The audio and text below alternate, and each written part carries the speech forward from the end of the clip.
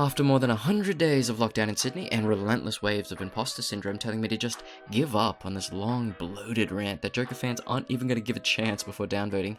Pitchforks! Can't be an angry mob without pitchforks! Here it is, finally fucking done.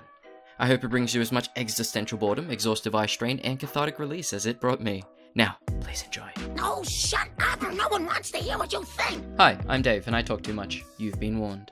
And today, I'm going to be talking about why I think the controversial, award-winning, box office record-breaking 2019 film Joker is overrated. Oh boy.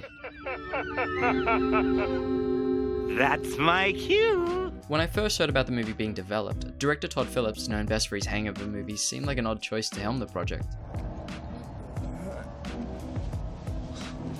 I'm sorry, but you have the most beautiful feet.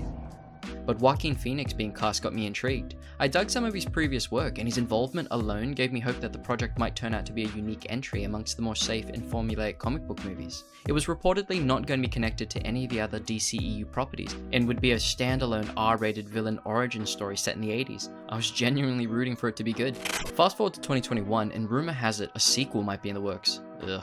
Planet Earth has been through so much in these past 2 turbulent years that it honestly feels like a lifetime ago to look back and reflect on all the commotion this one movie generated back in 2019. To refresh your memories, there were sensationalist concerns from some critics and even the US Army that the film might incite copycat acts of violence. Upon release in October 2019, Joker was met with divisive reception, but the film's serious attempt to infuse the Joker's origin story with a grimy and grounded prestige drama aesthetic proved to be a winning recipe for Warner Brothers. It made $1 billion at the box office, and it was nominated for 11 Oscars, 2 of which it won. Objectively speaking, it was a critical and commercial success.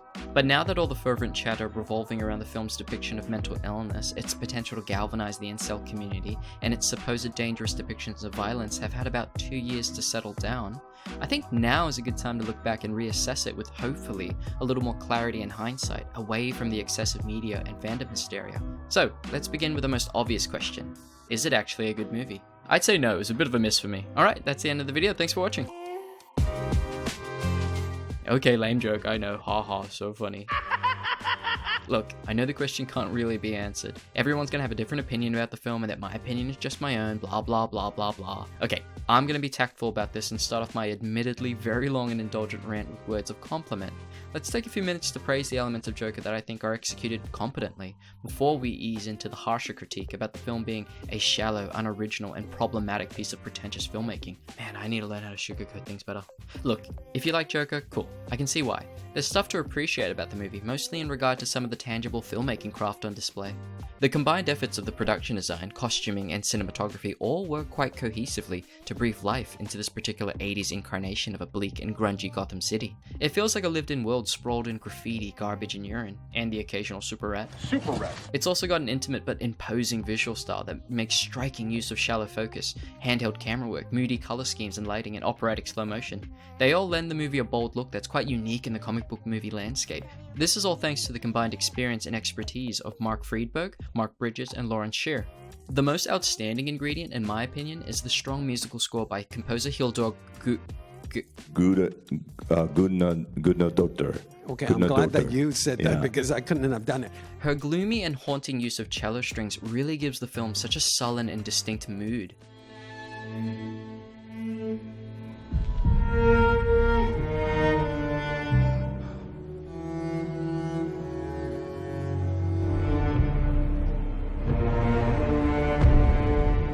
Combined with some neat needle drops, Hildur's work really gives the film a bold and textured soundscape. If you want to hear someone with much more musical expertise break down her score, I'd recommend this great little analysis. Hildur's music also heavily influenced the actual filming too. She just started sending music before we shot a frame. I mean, I think maybe before Joaquin even committed. So we had a lot of music developed to us while we were shooting. And we played that music on set all the time. The music was in the camera operator's ear half the time. When you look at playback, we would play it over the speakers. It infected and affected the movie in such a great way. And of course, at the center of it all is Joaquin's lead performance. Some have deemed it masterfully impressive, while others have found it a bit too showy and bombastic. I sit somewhere in the middle. Don't get me wrong, it's an engaging performance, but I think Joaquin's skillful and intense efforts are hindered by the overwritten character and a lack of filmmaking restraint from Phillips. Whether it's the manic fits of compulsive laughter or some of the flashier emotional outbursts, the script often requires Joaquin dialed quite loud and big. Arthur as a character is littered with noticeable tics, vague neuroses, low-key narcissism, a penchant for random dancing, and some pretty awkward dialogue. They're fucking crazy, innit? Me on the telly. Maybe a hug, Dad, that we'll just sit there and take it like good little boys, that we won't werewolf and go wild. Coupled with the blunt in-your-face way he's often framed and presented, it reminds us how an actor's performance is heavily reliant on good direction and good editing. The way it's guided, shaped, and pieced together through directorial and editorial choices, what takes are used, how long shots linger for, and the rhythm of cuts. The camera is too fixated on reminding us how much weight Joaquin lost with its leering gaze, and much of the melodrama is annoyingly milked by overusing close-ups and tight framing. It all unnecessarily draws even more attention to an already big performance. Closer, closer. Closer, closer, closer, damn it! Too close. As you can tell, I'm going to be dragging Phillips through the mud a fair bit later, but credit where credit's due, his cast and crew all seem to have enjoyed working with him, particularly the actors who were given ample creative freedom and time. Phillips nurtured an environment where they could improvise and organically reshape scenes on the fly. These are commendable traits of a collaborative director. And sort of as Todd was saying, it was sort of a very creatively loose and open set, and so there was room for movement, and also you guys shot kind of incredibly quickly, so there was like room to add scenes and to try scenes again in different ways, which is great to have that flexibility. I felt really included and like I was a part of telling the story in a way that I don't usually feel on a set. There were times where we would go onto set and we would talk about a scene for a couple hours and not shoot because we were trying to figure something out. So we had the time to do that, which I think was so integral for this kind of character. Oftentimes, famous directors who've conducted themselves in an uncollaborative, manipulative, or even abusive manner are excused as bold, challenging auteurs, just doing what's needed to achieve their fine art. Maggie Mae Fish recently spoke at length about this topic if it interests you. It's a really good video. It's nice to hear that the Joker set welcomed input from their actors and allowed some wiggle room to improvise, or completely rework scenes like the bathroom dance, which wasn't scripted, but an idea that came up on the day thanks to Hildur's amazing score. So we sat around for 45 minutes while, the crew's outside, just thinking about other possibilities, and I ended up playing him a piece of score from Hildur, who is our composer. She had been sending me this beautiful music, and I just started playing the score from off of my iPhone, and he started doing this dance. I think Todd and I, in that moment, developed a way of working and understanding each other and being comfortable with not knowing what was going to happen in some ways. And so it became this really transformative moment for all of us. Well, okay, that's it for the positive portion of this video. Let's get on with the real discussion. A thorough deep dive into the film's issues and why I think it's overrated. My main beef is with writer-director Todd Phillips. The film's issues primarily stem from him not only as the co-writer of the script, but as the main authorial voice behind all the filmmaking choices. And so, despite talented crew and cast imbuing the film with some overtly neat aesthetic and technical elements, it's still nonetheless riddled with clunky, contrived, and muddled storytelling. Detractors of the film have also labelled it as being derivative of past films, with complaints ranging from being unoriginal to outright lazy regurgitation. It looks very, similar. This would be the main bulk of our discussion, and as a bonus, we'll also briefly chat about how the movie reinforces negative misconceptions about mental illness and features poor and problematic portrayals of black women. If these sound a little too woke or SJW for you, it is my video, and I want to amplify these valid criticisms. So, slap on some paint, throw on your clown shoes, and let's get to it. So, which of your tedious copyright forms do I fill out first? You may speak now. As per the clickbaity thumbnail, I'll be focusing my discussion on Joker's glaring similarities to the two Martin Scorsese classics, Taxi Driver and The King of Comedy. Now, I know this comparison has been made a million times already, but shit, it's true, so here's the millionth and first time. Besides, it's probably the most interesting way to dissect Joker's weaknesses. A comparative analysis with the films that heavily influenced its tone, its style, and its content should be pretty informative. What better way to illustrate why I think Phillips produced an underwhelming and superficial movie than by sizing it up with the works of Martin Scorsese, one of cinema's most prolific, knowledgeable, and competent storytellers. Has Todd Phillips ever been a CG fish? No, I don't think so. And maybe more importantly, doing it this way lets me talk about two movies I do like. That's really important. I don't think people realize how long it takes or how taxing it is to put these kinds of videos together. The idea of spending weeks and months thinking about a singular movie that you don't like, especially one as miserable as Joker, would honestly be such a drag. So yeah, I like the balance this affords me, both for my mental health during this long-ass lockdown, and as a way to make the discussion more varied and interesting. It's too easy to get swept up in trashing something. I can feel your anger. Now, I'm going to do my best to avoid making this just a condescending takedown. The goal isn't to produce an unfair piece of smug media criticism. I'm not here to maliciously negate people's enjoyment of the film. Everyone's free to like what they like. You're absolutely allowed to have bad taste and enjoy the shallow nihilistic bullshit. Okay, that was a joke, don't click away, I need attention. Besides, if the goal was to make a smug, pithy takedown, nothing's gonna top this perfect little letterbox review anyway. So, let's sheathe that sarcasm for a bit and figure out what initially inspired Phillips' grounded take for the film. Just what were his intentions? In 2016, Phillips developed an interest in doing a dramatic character study as a shift away from his usual more ensemble-focused comedy work. And as it so happens, a big billboard advertisement was what sparked the idea. And I just was staring at a billboard for a comic book movie that was across the street, and I was thinking, boy, that really is where the business is headed. They all have to be like that, and maybe you can do it a different way. And I was thinking about the movies I grew up loving, the movies of the 70s, Scorsese, obviously, Sidney Lumet, and thinking, what if you did one of those movies like that? And it really just started there. The concept was quickly pitched to Warner Brothers, and about a year later, Phillips had written a script with his pal Scott Silver, which focused on Batman's iconic arch-nemesis, the Joker. Phillips stripped the character of his usual more colourful and whimsical characteristics and placed him into a lower-budget 80s period drama. The intention was to tell the story through, and I quote, as realistic a lens as possible. It was all about running everything through as realistic a lens as possible, and running it through as realistic a lens as possible. You just want to run everything through as realistic a lens as possible. And then running them through as realistic a lens as possible. And run it through as realistic a lens as possible. Everything was like, let's run it through as realistic a lens as possible. Repetitive sales pitch aside, Phillips had a very specific vision of what he wanted to make, describing it once to Joaquin as a way to sneak a real movie in the studio system under the guise of a comic book film. It was literally like, let's make a real movie with a real budget and we'll call it fucking Joker. Eager to inject their script with that real movie flavor, he and Scott Silver consciously weaved in distinct influences from grittier adult 70s and 80s cinema. Because we wanted to feel like those movies that we were all inspired by, that we grew up on from the 70s. We didn't want to necessarily allude to any one film, but what we were sampling from, so to speak, was a group of films, a time of filmmaking. Now, this is where opinions divide. Those who notice the Joker's heavy cinematic influences generally seem to have one of these two responses. Firstly, the more charitable stance. Phillips wanted to create a film that felt like it belonged to that grittier era of cinema, so it naturally used some similar themes and overlapping ideas for inspiration. They even cast Robert De Niro in the film to acknowledge that connection. Fans argue that the narrative and stylistic similarities do not invalidate Joker's artistic merit as being its own unique story. We've all kind of read the easy rap here is, oh gee, it's just Taxi Driver, regurgitated, which is bullshit, Bullshit. I mean, pardon me, but it's a wonderful film. It did a pretty good job. I also think that the film is more complicated than its detractors are giving it credit for. Well, I don't think it's trying to be those films, though. And I think it is completely its own thing.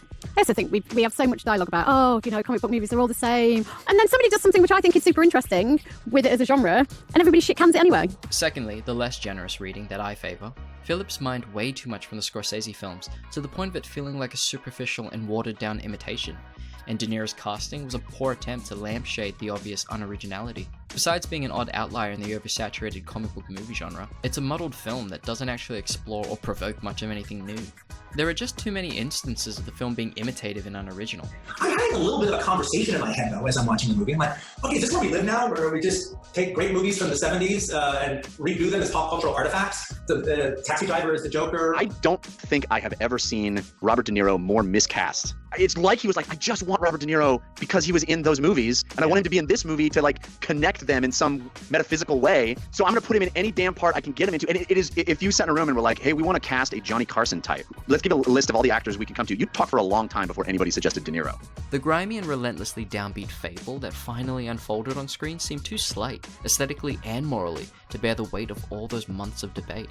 Joker is a bad movie, yes. It's predictable, cliched, deeply derivative of other better movies, and overwritten to the point of self-parody. Sure, we can point to the adage great artists steal, but even so, the creative theft here doesn't feel quite transformative enough to absolve Phillips of the fair criticism. Do you know of something called standards and practices? You can still like the film, but you can't deny how Scorsese's films were so clearly used as narrative and aesthetic blueprints for Joker. Of course, Martin Scorsese, there's great influences in this movie. King of Comedy's obvious, Taxi Driver. Well, clearly there's some King of Comedy in there, and when I sent Bob the script, I said, just know this is sort of inspired by, and it's a kind of flip on Rupert Pupkin where you're playing Jerry Langford now. And in fact, it was greatly inspired by the works of Martin Scorsese. Scorsese himself even considered making a Joker film at one point. Because I thought about it a lot over the past 4 years, the Joker, and I decided that I didn't have the time for it. For me, ultimately, I don't know if I make the next step, which is to this character developing into a comic book character. You follow? Or develops into an abstraction. That doesn't mean it's bad art. It could be, but it's not for me. You follow? But the Joker production did get the next best thing, Scorsese's longtime producing partner, Emma Tillinger-Koskov. It's kind of wild to think that in some alternate timeline, there's a Scorsese-produced Joker movie starring, Leonardo DiCaprio. Jordan, look at his face. Ah well, at least we got this one. Hey, Arthur. You're a really good dancer. And this one too. Handsome. Hunka hunka! This is the darkest, most terrible timeline. So, recap. The film has tangible connections to Scorsese himself, was explicitly scripted with Scorsese's films in mind, features De Niro in a supporting role, and was shepherded by Scorsese's longtime producing partner. All that being said, I don't think this was a case of deliberate mustache-twirling plagiarism. I think Phillips genuinely believes that he and his collaborators made the film original enough to stand on its own. To be honest, even I wasn't all that fussed about how he cribbed so much from Scorsese after my first watch. I remember noticing the Taxi Driver parallels, but I mostly gave it a pass, because it seemed to wear that influence proudly and openly on its sleeve. That transparency sort of helped make the imitation forgivable, and to be fair, I was more caught up by the film's contrived plotting and shallowness. And even on my second watch as homework for this video, I really gave it a chance to just wash over me and work its magic, but again, the movie just never clicked for me. If anything, it actually felt more toothless and derivative than before. But how it poorly imitates Scorsese isn't actually what I find most damning. There are plenty of other films that I've enjoyed in the past that have been guilty of that same unoriginality. Sometimes it's broad recycling of familiar story tropes, or movies that are too fixated on being nostalgic, or stories that shamelessly mimic retro genre aesthetics from bygone eras. Yeah, a few of these examples are a little obsessed with pastiche and feel cliched, but at least they're mostly unpretentious about it. None of them are pretending to be provocative highbrow art the way Joker does. And occasionally you get that rare instance of filmmakers stealing successfully. These films borrow the blueprints from past work, whether it be narrative or stylistic elements, and sufficiently transform them with enough creative retooling to produce something essentially new. We all know that Star Wars and Indiana Jones were partly throwbacks to adventure serials and Akira Kurosawa. Chicken Run is a fun and playful kind of parody of The Great Escape. The Lion King is notoriously similar to Kimber the White Lion. The Fast and the Furious franchise started off as a Point Break ripoff once upon a time ago. The Matrix is a striking mix of cyberpunk and anime influences. Tarantino burst on the scene thanks to his eclectic and funky brand of cinematic recycling. And James Cameron pushed filmmaking technology to stunning new heights with a film that heavily but intentionally leaned into a familiar narrative. So, depending on your personal threshold for artistic theft and recycling, you might lump Joker in this same group of films, for how it reaped a ton of success by mimicking Scorsese. Like I said earlier, I started off not too bothered by it, but that all changed last year after I saw The King of Comedy for the first time. Once I'd seen all three films, there was definitely a shift in how I looked at Joker. So, from initially thinking it was a bad movie that was inspired by Scorsese, I now think of it as a bad movie that rips off Scorsese. Again, liking the movie isn't a crime, but I hope fans of the film are still able to acknowledge the objectively true statement that it has a lot in common with Taxi Driver and The King of Comedy. Now, whether those similarities help or hinder the film in your opinion is a subjective assessment. Same with whether you subjectively deem them as inspiration or theft. Let's sift through some of the comparative evidence that best highlight Joker's shared DNA with the two Scorsese classics. Doing so will also hopefully illustrate why I think Joker is a derivative, mediocre, and ultimately overrated movie. Shall we take your car? Or mine? When you strip them down to their simplest forms, Joker and Taxi Driver can be broadly described with the same summary. They're both films about a mentally ill loner who, after a series of unfortunate events, becomes a cold and uncaring murderer. He's always been a narcissistic sociopath, but he only lets his freak fly toward the end of the film, after he's hit rock bottom and can no longer tolerate the society around him. And even though his violent actions have been mostly self-serving, he's misconstrued by the masses as a kind of rogue and rebellious hero figure. So yeah, the broad narrative parallels are pretty clear, hey. I mean, just look at my Blu-rays. You've got so many familiar beats in Joker. Everything from a main character scribbling in a personal diary, innocent women who are creepily stalked, psychologically deteriorating weird white dudes, transformative makeovers, little specific hand gestures, and even some coincidentally similar shots springing up. Yeah, and even Taxi Driver I hadn't seen in 10 years. But I did look at it a little bit specifically to replicate...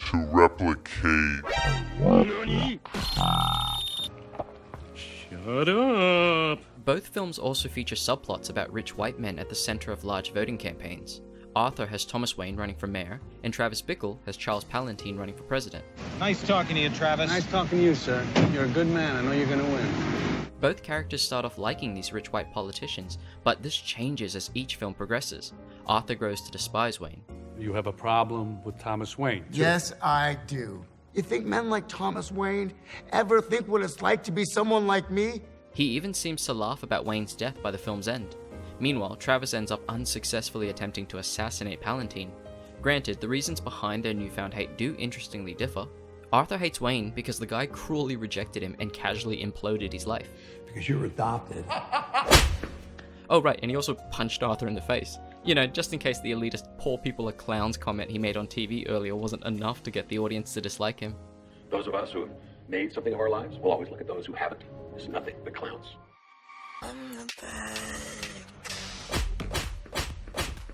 So why does Travis end up hating Palantine? Well, it's a petty reason that speaks volumes about his fascinatingly irrational psychology. After he's rejected by Betsy, who works for Palantine's campaign, Travis, in a pathologically messed up attempt for vengeance, therefore wants to harm Palantine.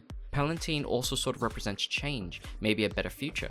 So, for Travis, who's consumed by his relentless pessimistic worldview, maybe subconsciously doesn't want there to be any hope.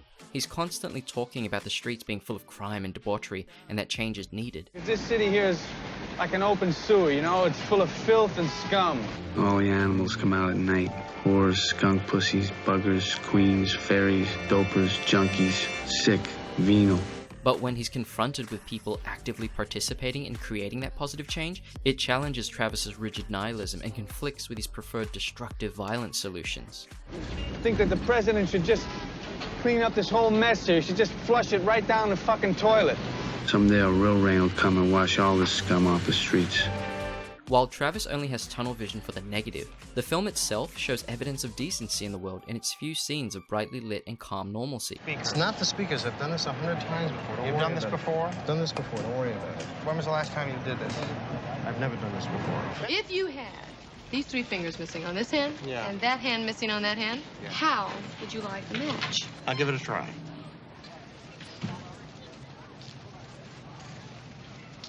Oh. I got my thumb back for a second, thank God. This contrast adds richer shades to Travis's psychological makeup and the overall story, reminding us that the world itself is not inherently evil. It's Travis's biased and fatalistic worldview that is magnifying the societal problems around him. The setting of Joker, though, seems to take the opposite stance. The cruel and awful Gotham City that Arthur lives in does seem inherently evil. It's an oppressive place, and his streak of bad luck is cartoonishly over the top. Most of the people around Arthur just make his life harder. You've got unsympathetic strangers, indifferent and ineffectual social workers, ridiculously evil teens who jump him and break his sign, a piece of shit boss who also charges him for that same broken sign, asshole co-workers who get him fired and laugh at him for being fired. Is that part of your new act, Arthur? If your dancing doesn't do the trick, you're just gonna shoot yourself? Cliched Wall Street douchebags who also beat him up for no reason. Rude detectives who accidentally give his mum a stroke and then unprofessionally mock his medical condition. This condition of yours, you're laughing, is it real? Some sort of clown thing. A clown thing? Yeah, I mean, part of your act. A famous TV personality / father figure who punches him in the heart by roasting him on the air.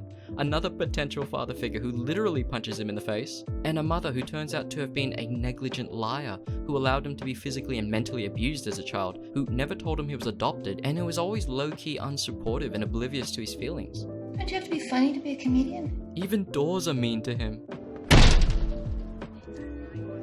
It's exit only. Thanks, ADR line of dialogue. And the one sliver of kindness and human connection in the film turns out, so fucking obviously I might add, to be an imaginary delusion cooked up by his creepy borderline incel brain. The relentless waves of shit Phillips and Silver inflict on Arthur are so forced and contrived to generate sympathy and to facilitate Arthur's transformative bad day. Look, do you guys remember the start of Spider-Man 2? Just hear me out. The movie starts off by showing us Peter Parker's superhero responsibilities absolutely ruining his life. He gets fired, he owes money, he's late to classes, his grades are declining, he forgets his own birthday, he has a BFF who vengefully hates his alter ego, he He can't be with the girl of his dreams. She's actually moved on and is dating someone else. He has a frail, lonely aunt who's falling behind with her bills. He has a creepy landlord. He's behind on rent. He lives in a dump and he has no one to confide in about his exhausting and lonely dual life. And this is just the first 15 minutes. It's intentionally over the top, but works because of the movie's charming and campy tone. No one would label this realistic or subtle. But why does Joker get a pass when it employs the same bag of heavy-handed narrative tricks, stretched out for almost 2 hours, despite doing its best to dress up as a serious adult drama? Arthur is excessively tortured by cliched bullies, cliched elitists, has cliched mummy problems, and it's all topped off of course with a cliched backstory about childhood trauma. It's all laid on too thick and feels so lazily manipulative to get us to pity him until he goes full supervillain at the end. Phillips seems to think it was all necessary to trick us, the audience, into liking Arthur. But there's a bit of a twist in it, and I hate the word trick, but a trick on the audience in a way of like getting you to love this guy until you can't love him anymore. So, while Taxi Driver's grim story relents enough to occasionally show glimpses of normality and light, the constant tragic suffering Arthur endures seems to convey one particularly miserable message: that the world sucks, especially if you're nice. This grim, dark, and cynical takeaway contradicts what Todd Phillips claims was the original impetus for the film. We sat down to write a movie about empathy and the lack thereof in the world. We wanted to make a movie about the power of kindness. In some ways, the movie's also about the power of kindness. To me, what the movie's essentially about is the power of kindness. It's just told in a really dark world. Nah, sorry, but based on the finished movie, it speaks to an entirely different message. It's a dour and oppressive movie that seems to have a thematic core belief that the world and all the people in it are inherently cruel, uncaring, and unjust, and for some people, in order to stop falling prey to life's cruelty, they need to exert some violent force. You can't win by being kind. If it was me dying on the sidewalk, you'd walk right over me. I pass you every day and you don't notice me. In fact, the movie seems to suggest that some people can only be heard and seen if they're shockingly unkind. That exerting violence is empowering. For my whole life, I didn't know if I even really existed. But I do. And people are starting to notice. Arthur's killing spree has not only given him his narcissistic dream moment in the limelight, but by the film's end, he seems to live more comfortably in his own skin now. Phillips has remarked that this is the first authentic laugh we see Arthur have, and it precedes him waltzing off happily through the asylum, where it's strongly implied that he's killed the innocent psychiatrist. Despite being incarcerated, Arthur seems freer and happier than before. Todd says Arthur's actions are abhorrent, and yet frames the straight-up murder of an innocent woman off-screen as fun and celebratory.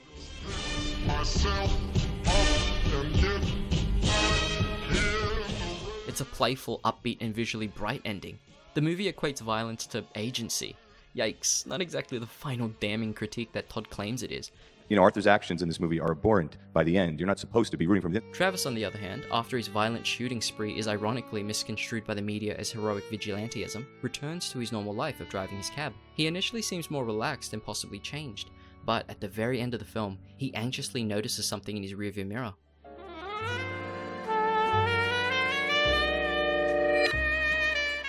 It's a brief but notable moment which suggests that Travis has not exorcised his demons and is doomed to repeat the cycle of violence. He's certainly not cured by the end of the picture, that's for sure. I always try that thing at the end, that little flip in the mirror to show that it's just the time bomb ticking away again. So, while Travis seems trapped in his perpetual self-serving misery even after his murderous shooting spree, Arthur arguably finds himself in a happier position by the film's end, now having learned how to gain adoration and power through violence. We endured almost 2 hours of Arthur being a lonely, mopey punching bag, just so Phillips could justify his on-screen crimes.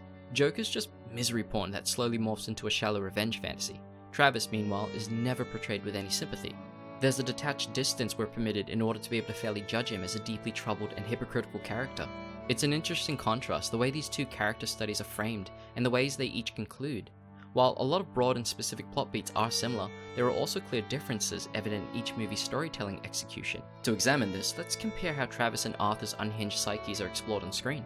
Arthur is beset by mental health issues that are quite externally obvious and made explicit in the text. It's conveyed in his behavior and through overt exposition. Meanwhile, Travis, a discharged US Marine and Vietnam War veteran, harbors less obvious issues simmering below his surface. The film slowly illustrates to us Travis's fractured inner workings and cognitive dissonance. Sure, you know what you remind me of? What? That song by Chris Christopherson.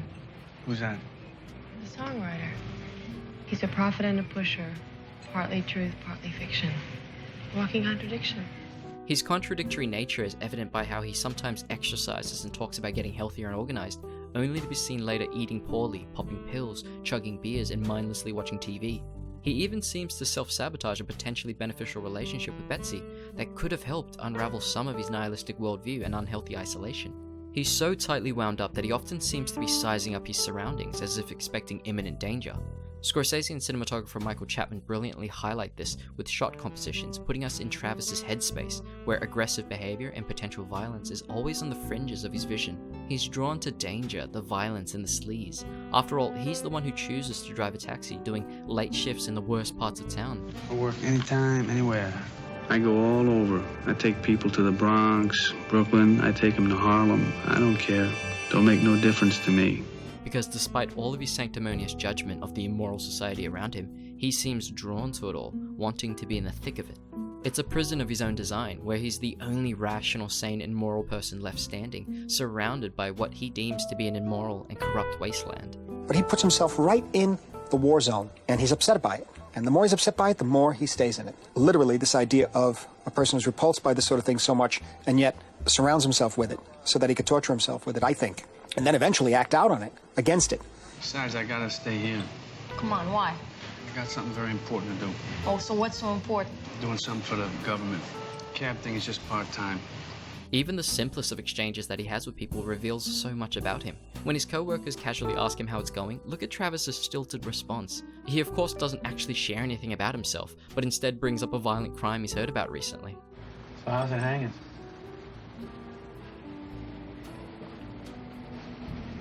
What's that? Well, sure on the radio, some fleet driver from Bell just got all cut up. Stick up? No, he got cut up by some crazy fucker. Cut half his ear off. Another example of Travis's pessimism seemingly leaking into the camera language of the film is when he's on the payphone, trying to apologize and win back Betsy. The camera slowly dollies away from the conversation and over to the adjacent hallway, as if already knowing that Travis won't win her back and will be heading down this way shortly. 12 seconds later. There's this strange, ineffable feeling to the shot, an omniscient, predetermined vibe to it that's simultaneously understated but very overt, forcing us to cling to every word being spoken just outside of frame. Scorsese also very deliberately films certain black male characters in a way that paints them as threatening and ominous. Again, it's more of the film being lensed through Travis's paranoid and racist point of view. Bye, killer.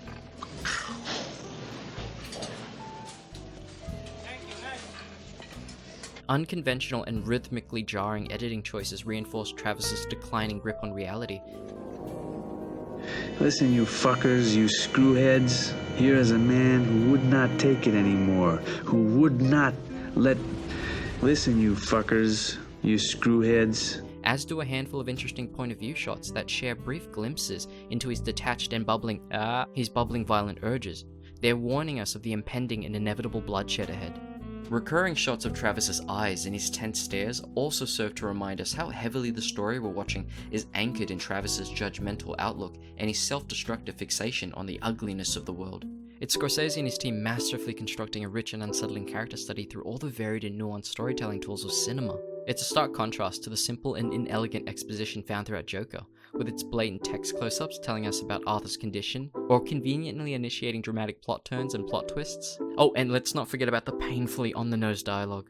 I just don't want to feel so bad anymore. I thought it was going to bother me, but it really hasn't.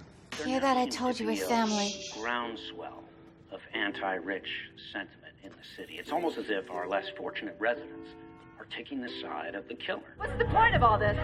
The rich! Thomas Wayne! That's what this whole thing is about! The whole system! Yeah, the film's strong suit isn't subtlety. Philip seems proud of sneaking in some super rats, though. Did you notice, like, the rats in the movie?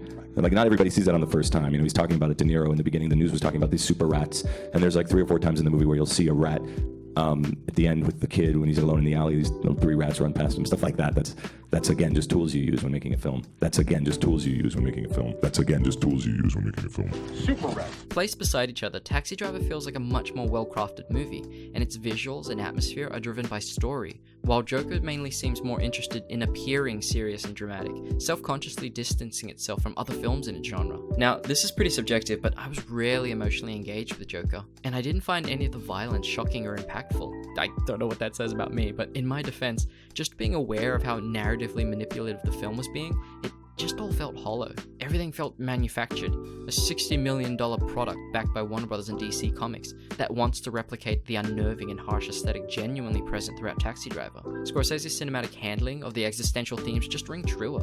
There's an innate authenticity to the rough film thanks to Scorsese's bleak but stylish direction and Schrader's lonely dark script. Schrader was going through a really rough and isolated period in his life when he wrote the screenplay, recalling how it was a cathartic release to do so. I knew if I didn't write about this character, I was going to start to become him. Losing his job, his marriage failing, spiraling into drinking and not speaking to anyone in almost a month eventually led him to come up with the metaphor of the taxicab being a metal coffin that moves through the city with this kid trapped in it who seems to be in the middle of society, but is in fact all alone.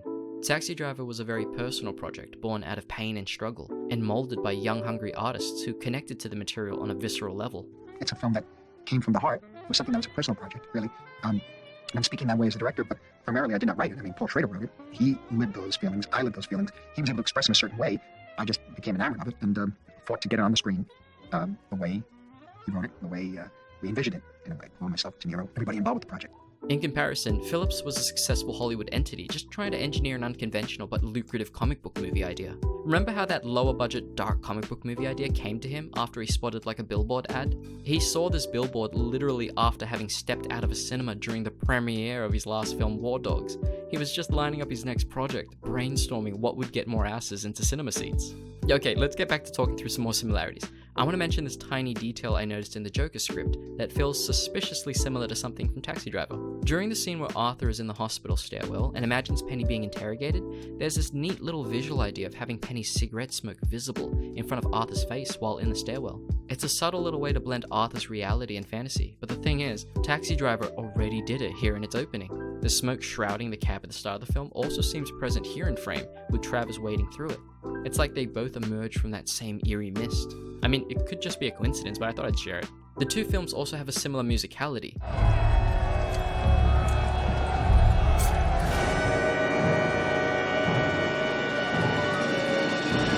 There's definitely a similar vibe with how Phillips and Scorsese both use recurring musical motifs, and when I think of either film, I can't help but hear their evocative scores. In both films, the music really infuses the setting and world with a personality, ones that are similarly atmospheric and overbearing. Taxi Driver sports wonderfully lonely jazz that has a sinister edge to it.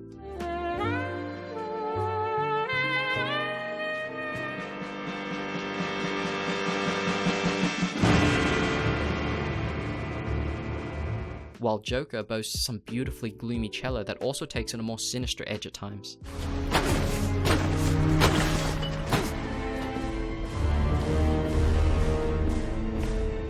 The ending of both films also have interesting parallels. As we know, after murdering the train assholes and Franklin Murray, Arthur accidentally becomes a symbol, seemingly celebrated by the masses, despite doing these things without any altruistic or political motive. I mean, are you part of the protest? No, I don't believe in any of that. Likewise, in Taxi Driver, Travis goes on a bloody suicide mission, which he deceivingly convinces himself is a noble mission to rescue a teenage prostitute from her plight.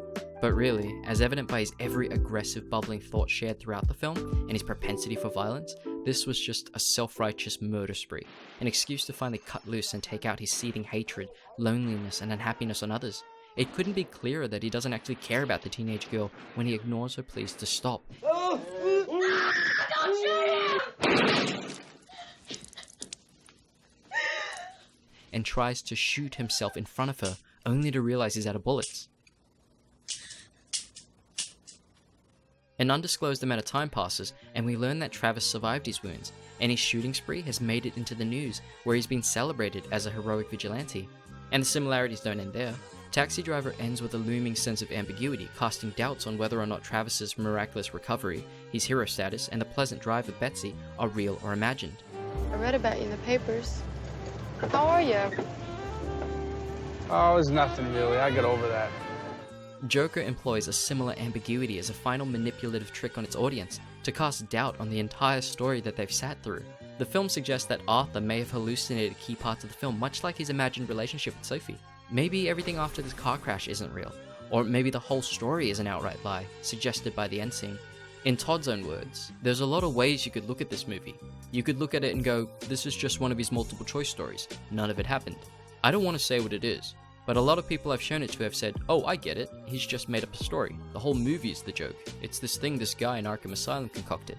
True to his comic book portrayals, Joker has never had a definitive origin story, and in the seminal comic The Killing Joke, Joker famously states that if he's going to have a past, he'd prefer it be multiple choice. You'll also remember this being a distinct character trait of Heath Ledger's Joker in The Dark Knight, in which he tells conflicting stories of how he got his facial scars. While it bolstered the character's deceptive mystique in the comics and Ledger's portrayal, the way Todd utilizes that ambiguity here feels cheaper to me, as it undercuts the validity of everything we've seen. Joker basically just stops shy of pulling that cardinal writing sin we all learned in primary school of revealing it was all a dream. Taxi Driver's ambiguity is a subjective reading the viewer can have. It's not texturally explicit or intentional like it is in Joker, and it doesn't detract from the film. That almost dreamlike epilogue with Travis resuming his cab driving life doesn't render everything prior imaginary or irrelevant.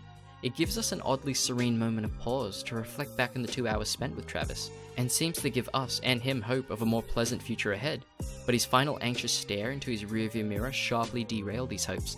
When asked about the ending, Schrader said it wasn't intended as a dream sequence and explained that he felt the last frame of the film could be spliced to the first frame and the movie started all over again. In essence, it'd be a restarting of the movie. To be blunt, Joker's ambiguity just highlights how little the film actually had to say and how non-committal it is to the story it told. I don't believe in anything. It also acts as a kind of scapegoat to excuse most kinds of criticism. You can just cherry pick the parts of the film you want to ignore, with the lazy excuse of, oh well, that part was made up, or the whole thing was made up. Plot contrivances, cliched writing, hammy acting, flimsy themes, problematic readings, any of it and all of it can just be swept away, with the option of seeing it as one of Joker's made up multiple choice backstories.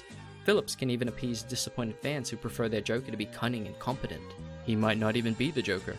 Maybe Joaquin's character inspired the Joker. Phillips understood making this a definitive origin would have been met with fan backlash, so he essentially made the safest choice. The unreliable narrator angle wins him fanboy points for the comic book accuracy, adds some trivial but palatable mystery to the film, and gives it a Taxi Driver and King of Comedy flavored ambiguity. Oh my god, King of Comedy! Right, we haven't even talked about the King of Comedy yet. Okay, that's enough comparison with Travis Bickle. Let's switch over and meet Rupert Pupkin. Why don't alien invaders eat clowns? Because they taste funny. Rupert is an aspiring stand-up comedian who idolizes Jerry Langford, a successful comedian and talk show host, and the film is about Rupert's relentless and delusional quest for fame. You see, Rupert often vividly fantasizes about being successful.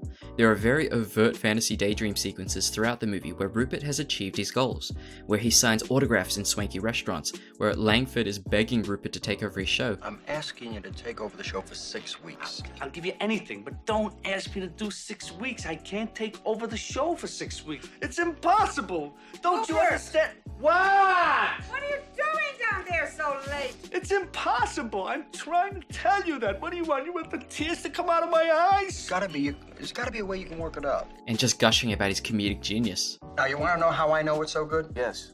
Because I envy you.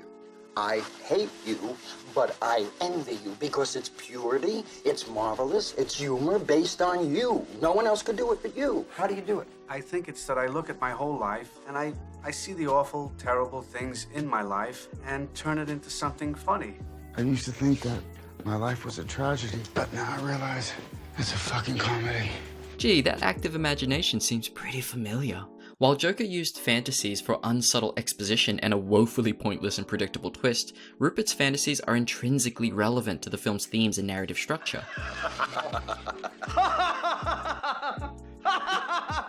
But even before we learn of Rupert's active imagination, the film makes it painfully clear that he's not an underdog we're supposed to root for, and that his aspirations are obsessive. By the end of scene 1, we see that he's deluded and desperate. He later holds up a public payphone for hours that he pretends is his office number, waiting for a call from Langford that'll never come. He has cardboard cutouts in his basement where he practices being a guest on the show, and he visits Langford's office 3 times in the film, with each visit becoming increasingly awkward and cringy until he ends up in a foot chase through the place and is eventually kicked out. The one person who rivals Rupert's unhealthy fixation with Langford is Marcia.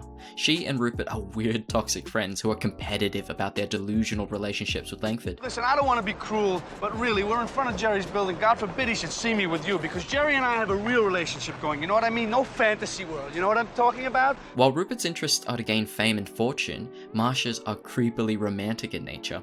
Who's this? It's Marcia. Did you get to know it? How did you get this number?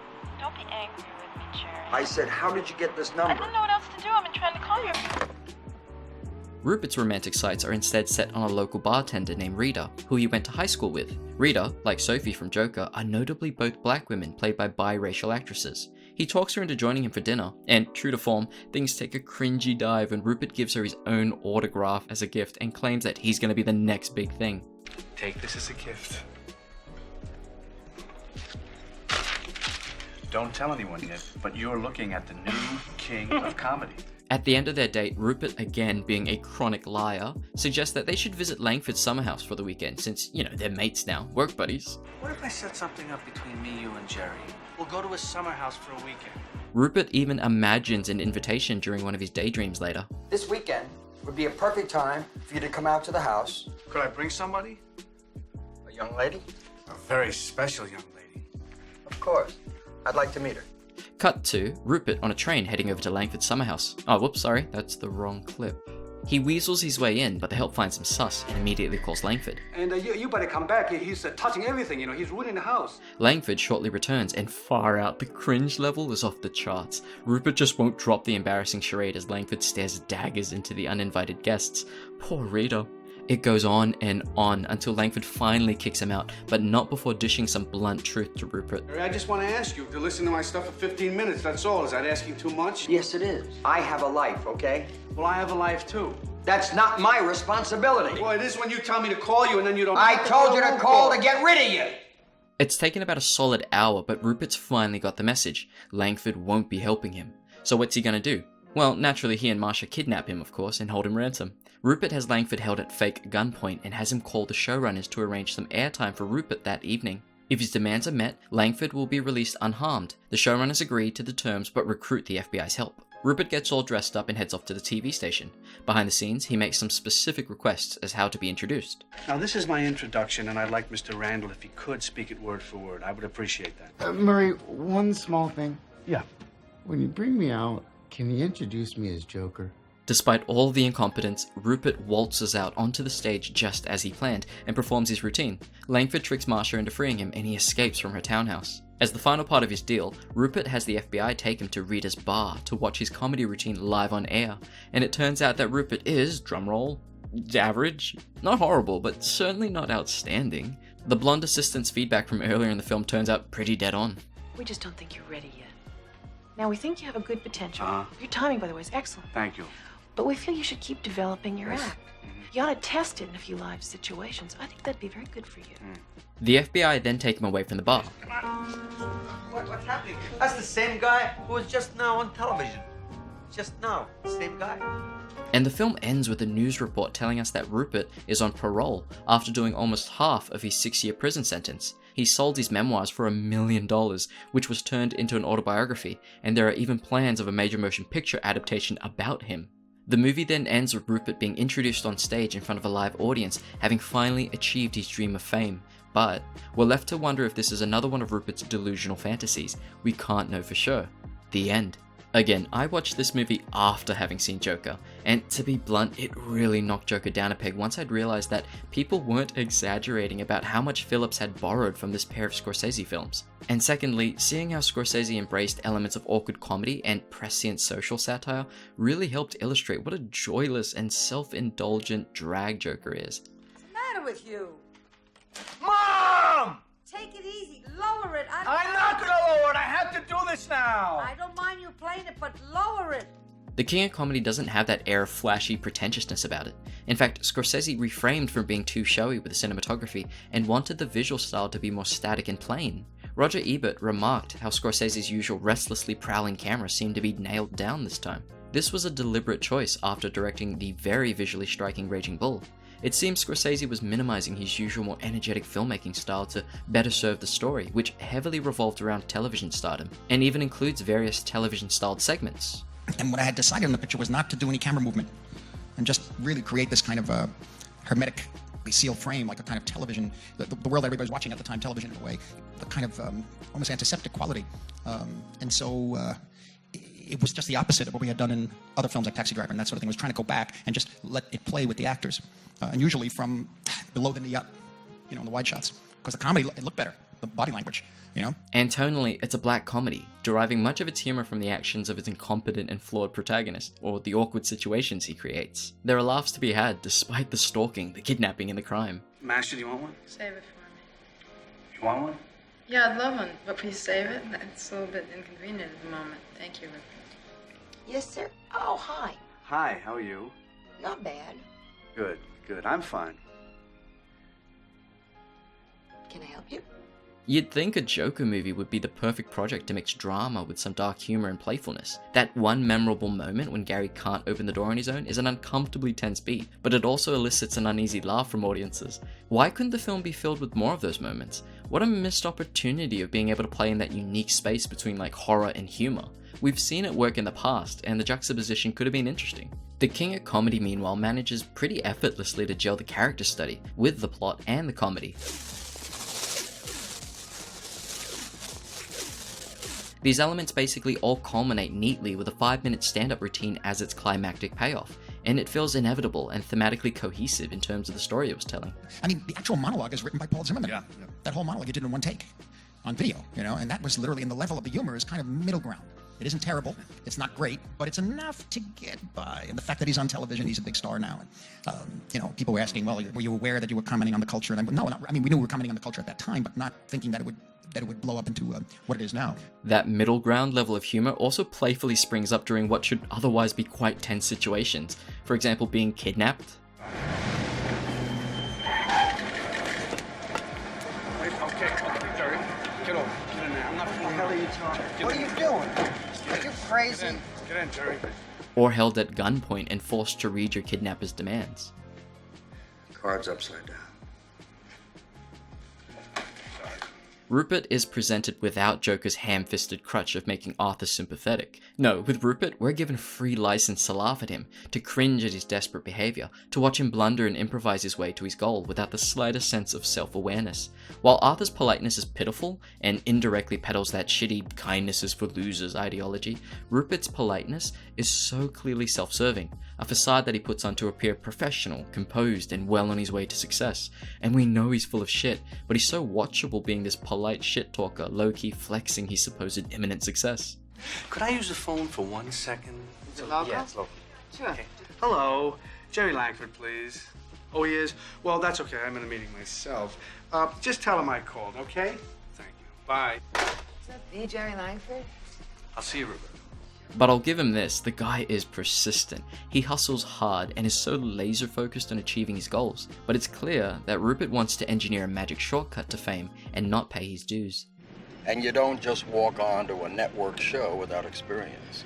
Now, I know it's an old hackneyed expression, but it happens to be the truth. You've got to start at the bottom. It takes years and years and years of honing that and working it. Yeah, but there's only one problem. I'm 34 years old. I'm asking if you listen to my act, that's all. If you listen to my act, then tell me what you think about it. He may be a delusional walking disaster who constantly digs himself into deeper holes, but watching him adapt and respond to these situations is amusing. De Niro breathes such energy and sycophantic politeness to the role. We're gonna call the police. Thank you. Thank you very much. Watching him actively and awkwardly chase after his goal, correcting everyone for mispronouncing his surname. Rupert. Pumpkin, P-U-P-K-I-N. There's a man here by the name of Rupert Pumpkin. Mr. Podkin is here. Mr. Pipkin. Mr. Puffer. Pumpkin, yes. And consistently twisting reality to adhere to his warped fantasies is kind of fascinating. Rupert! Rupert, boy! Mom! What is it? Please stop calling me. Compare this to Arthur, who is a much more passive, meek, and inactive character. He does occasionally make choices, weird ones like stalking women, touching kids, following people into bathrooms, and, the occasional murder, but it's offset by a number of contrived external forces that inelegantly nudge him into reacting or pushing the plot along. For example, Arthur randomly uncovers a life-changing revelation just by sheer fucking coincidence in one of Penny's letters at night. He mails these letters all the time. Why is this the first and only time he's ever actually looked at one of them? It's so convenient. And let's not forget about the phone call he receives to set up the big third act climax. I don't know if you're aware, but Murray played a clip of your stand-up on the show recently, and we have gotten an amazing response from our viewers. So apparently, that brief little appearance on TV was so interesting to your average viewer that they felt compelled to ring up the show in large enough numbers to conveniently land Arthur a guest appearance on the show. We've gotten a lot of calls about your clip, and Murray asked if I would reach out to you to see if you would come on as his guest. Murray wants me on the Murray Franklin show? Yeah, isn't that great? The 1980s plot pulls a big cheat of having Arthur essentially become a viral joke in a pre-internet age. Even America's Funniest Home Videos was still about a decade away. I know this is maybe skirting close to CinemaSins levels of brain-dead nitpicking, which, okay, shame on me, but the movie is asking a lot from us. This nobody gets a proper time slot on the show like he's a celebrity. He somehow gets past security with a loaded gun on him, is allowed to wear his clown makeup despite Murray's assistant making really rational objections. Didn't you hear what happened on the subway? Some clown got killed. He's aware of that, yeah. No, I hadn't heard. You see, this is what I'm telling you. The audience is going to go crazy if you put this guy on it. Gee, it's gonna work. It's gonna work. And Murray even agrees to call him Joker. If you say so, kid, Joker it is. It's good. The script just rolls out a red carpet for Arthur to march right on ahead unimpeded to shoot Murray in the face. Combing through the rest of the film, you quickly notice that Arthur rarely solves any of his own problems. He only escaped being caught by the detectives because of dumb luck. An accidental gunshot sets the mob on them, and he marches off confidently in slow-mo as if he somehow brilliantly outsmarted the detectives and isn't a clumsy panicked idiot. He also doesn't orchestrate his escape from the cops at the end. It's just more dumb luck. Random protesters smash into the cop car, and he's literally carried out and even placed in front of this adoring mob. He just had to wake up. Now, having a few plot contrivances and a passive protagonist aren't immediately indicative of a bad film. They're just more forgivable when found in a film that's well written and engaging. But again, that falls to subjective taste. Most people probably didn't notice or care, and left the cinema with just the high points baked into their memories. And to be fair, this is quite a stirring and arresting scene. The music, the imagery, the dramatic slow-mo, it's all dialed to 11. It's fucking sick, bro. Now, I'm gonna do my best to avoid making this just a condescending takedown. For me, personally, the plot beats and key pieces of exposition rarely feel like they're naturally unfolding, so the story progresses clumsily with very obvious staging. You can feel Phillips desperately wringing out the audience's sympathies for poor Arthur. You notice every unsubtle TV news report blaring out flat exposition. You have to quickly read each lazy instance of expository text wedged in a close-up shot. You have to sit through every scene featuring Sophie knowing well ahead of time how obvious it is that she isn't real. And if you didn't, shame on you. Arthur's passiveness, the plot contrivances, the clunky modes of exposition, and all the two-dimensional supporting characters all unfortunately just make the film a predictable slog to watch. Predictable isn't a word I'd use to describe the king of comedy. Rupert's hijinks eventually blow up in his face by the midway mark, and from there on, I had no clue where the second half of the movie was going, or whether Rupert would succeed with his hostage plan. Joker, unfortunately, is dealing with an established and extremely popular intellectual property, and additionally is chained by a character arc that has to turn Arthur into Joker. You go into the film already generally knowing the broad strokes of characterization ahead, and it's hard to make this character arc subversive or surprising. It is essentially an origin story after all. Even the ambiguity aspect is well known from the comics, so that wasn't a surprise either when it springs up at the end. What greatly helps make the King of Comedy still thematically interesting today is how it finds little moments to reflect on people's obsession with fame, topics that have proven even more relevant today with everyone vying for social media attention. It has a topical and satirical undercurrent to it that thankfully doesn't hinder its light tone and brisk pace. The epilogue also shows us the irony of Rupert finally achieving his dreams of fame and fortune, not by excelling as a gifted comedian, but for his outlandish and highly publicized crime. The sensationalist media outlets have propped him up as being worthy of interest and attention, and so of course the hungry ravenous public eat it up and put him on a pedestal, and whether or not it's real or imagined ultimately isn't what's important. The takeaway is that we, the audience, can imagine a guy like Rupert making it big despite being a talentless, clumsy criminal. And believing that such an outcome is possible speaks volumes. That's the criticism, that's the indictment. It's clear that Scorsese and writer Paul Zimmerman are critiquing the vacuous worship of celebrity culture. We see more instances of Rupert practicing being on a talk show than actually working on his craft. The performance he should be honing is his stand-up routine, but instead, he pours his energy into the more fun pretending to be a charming, quippy famous person sitting beside other famous people. Again, in this age of rampant social media, teens chasing TikTok fame and people proudly labeling themselves fucking influencers, it feels like everyone's pursuing internet stardom. Scorsese likely agrees when he notes that there are so many Ruperts around us, there's so much dilution and democratizing of what quality is, for better or for worse. These Ruperts are out there clamoring for more followers, likes, and online clout, seeking attention, validation, and recognition to some self-serving degree, myself included. Like and subscribe. It actually took a few years for Scorsese to warm up to Zimmerman's script. After personally experiencing the volatile ups and downs of fame and its trappings, the script had finally become relatable to him. The film, as a result, also clearly explores fame's drawbacks. As the camera pushes close onto Rupert's face in the end shot, his isolation and disconnection to the audience intensifies, underlining the lonely and unfulfilling reality of fame. Film critic David Ehrenstein views it as Rupert having won, but he's as trapped as Langford now. It's par for the course of showbiz, and as Scorsese and De Niro show in The King of Comedy, part of the toughness and nastiness of America today. Rupert's all-consuming fixation for attention and fame can also be read as a foolish quest for revenge. This particular daydream is maybe the most enlightening peek into Rupert's motivations. In this sequence, shot on video to mimic a television broadcast, Rupert is basically getting back at those in high school who disparaged him, clearly believing success is the best revenge. He imagines getting married to Rita, again his high school crush, on live TV by his high school principal, who formally apologizes on behalf of all those who didn't believe in him. When Rupert here was a student at Clifton High School, none of us, myself, his teachers, his classmates, dreamt that he would amount to a hill of beans. But we were wrong.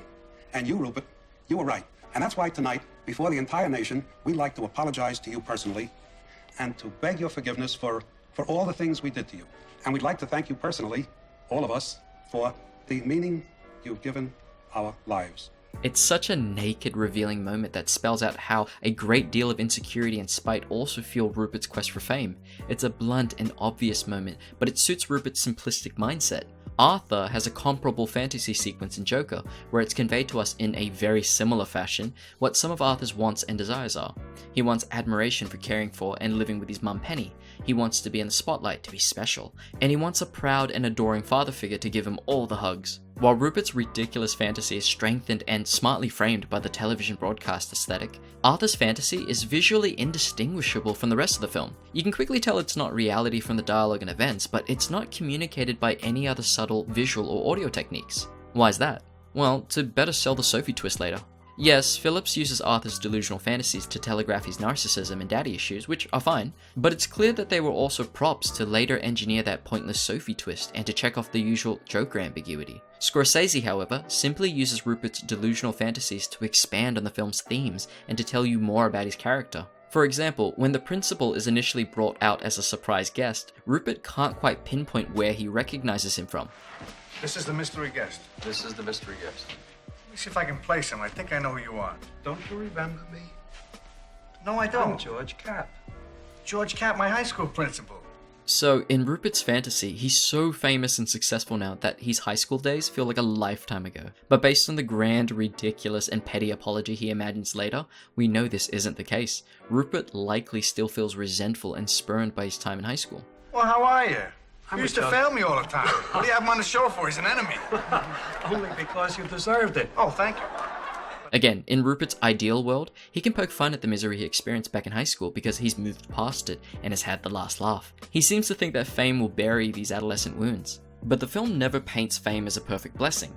Langford is shown to lead a lonely kind of life, not appearing to have a partner or any family in his lavish homes. There are also notable moments that illustrate how fame comes at the price of privacy. The movie literally begins with Langford being mobbed with a chaotic storm of obsessive fans and later dangerous stalkers. Langford himself describes these people as a plague on his life. And I'm gonna be 50 times more famous than you. Then you're gonna have idiots like you plaguing your life. That's right. There's also another short scene of Langford interacting with fans while taking a casual walk down the street, having to appease these strangers and stay in friendly character. But he's soon met with entitled hostility when he politely defers one fan's request. You're just wonderful. I've watched you your entire career. A joy to the world. Please, Lauren, would you just please say something to my nephew Morris on the phone? He's in the hospital. I'm sorry, I'm late. You should only get cancer. I hope you get cancer. See, this movie knows when to be funny, and this really helps the sharp satire not feel too indulgent or preachy.